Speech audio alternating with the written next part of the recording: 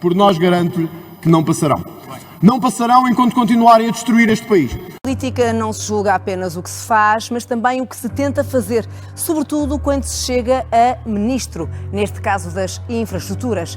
O Exclusivo teve acesso a documentos, incluindo uma sentença que demonstram que João Galamba tentou fugir ao pagamento de impostos, mais de 14.000 euros em sede de IRS. Em causa estava a mais-valia de uma casa que o Ministro das Infraestruturas vendeu pelo dobro do que tinha comprado apenas meio ano antes. O negócio remonta a 2007, mas só teve um desfecho pouco antes de Galamba ter sido nomeado secretário de Estado da Energia e quando já era deputado do PS. O atual ministro tentou provar ao fisco que morou numa casa que nunca declarou como morada fiscal, mas não convenceu ninguém, só a ele próprio. Em 2007, João Galamba comprou uma casa neste prédio em Lisboa por 190 mil euros. Tinha 50% da propriedade. 6 meses depois, a casa foi vendida pelo dobro. Na entrega do IRS, Galamba declarou que tinha reinvestido a mais-valia noutro imóvel para habitação própria e permanente. 4 anos depois, esta repartição de finanças encontrou um problema. Faltavam provas de que o político socialista, que já tinha chegado a deputado, tivesse vivido naquela casa. Galamba foi notificado e apresentou um contrato de gás e um atestado de residência passado em 2011 pela Junta de Freguesia. Quando há qualquer coisa que levanta as suspeitas dos serviços, o contribuinte é convidado a esclarecer. E nesse esclarecimento, se não satisfizer os serviços, a seguir a esse esclarecimento abre-se um processo de inspeção. A autoridade tributária concluiu que os documentos apresentados não eram suficientes. As juntas de freguesia atestam a residência de acordo com declarações prestadas pelo próprio. E só atestam a residência, não atestam a residência própria e permanente. Este foi um dos argumentos do fisco. O contribuinte, que durante 3 anos evitou o pagamento do IRS sobre as mais-valias, nunca tinha tido a morada fiscal naquela casa. Era preciso pagar 14.500 euros. João Galamba pagou, mas reclamou e justificou-se com um lapso que não convenceu a autoridade tributária. A interpretação e aplicação das normas jurídicas propugnadas pelo requerente são contrárias à lei. Introduziria uma total incerteza na atribuição dos benefícios fiscais.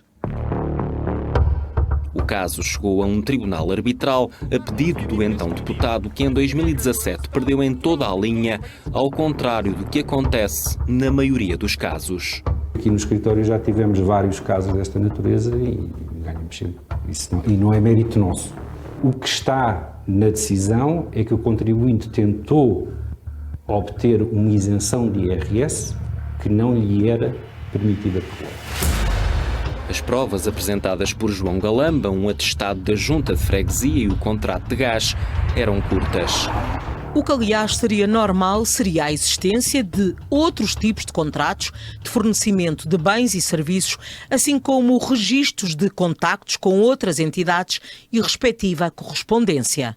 O então deputado, quase a chegar a secretário de Estado da Energia, apresentou 2 testemunhas que não tiveram depoimentos considerados explícitos e convincentes.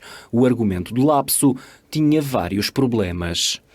O período entre a compra e a revenda mostra-se demasiado curto para que, para além de existência de obras, o requerente tenha aí fixado a sua habitação própria e permanente, e tanto mais que em março desse ano declarou ter domicílio fiscal noutra morada.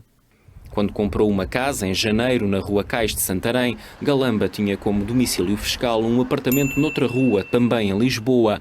2 meses depois, mudou a morada fiscal, mas para outra casa. O requerente até se lembrou de atualizar o domicílio fiscal durante o período em que invoca ter vivido no prédio, mas para o fazer constar num local diferente do prédio em causa.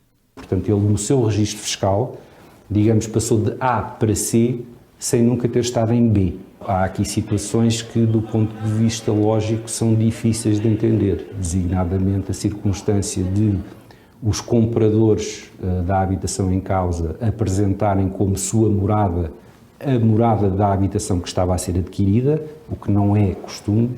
Contactado pelo Exclusivo, João Galamba fala numa divergência com a autoridade tributária que o levou a recorrer e reafirma que viveu na casa vendida pelo dobro do preço. À data da venda, o contribuinte João Galamba encontrava-se a residir nessa casa, facto que o levou a considerar que poderia beneficiar do regime do reinvestimento para a aquisição de outro imóvel destinado ao mesmo fim. A decisão indica que, à data da venda, na escritura, João Galamba declarava viver noutra morada, na Rua do Sol, a Santa Catarina, a mesma onde tinha morada fiscal. Por ter perdido o caso, além dos 14.500 euros de imposto já pago, em 2017 o então deputado do PS ainda teve de pagar mais 900 euros de custas.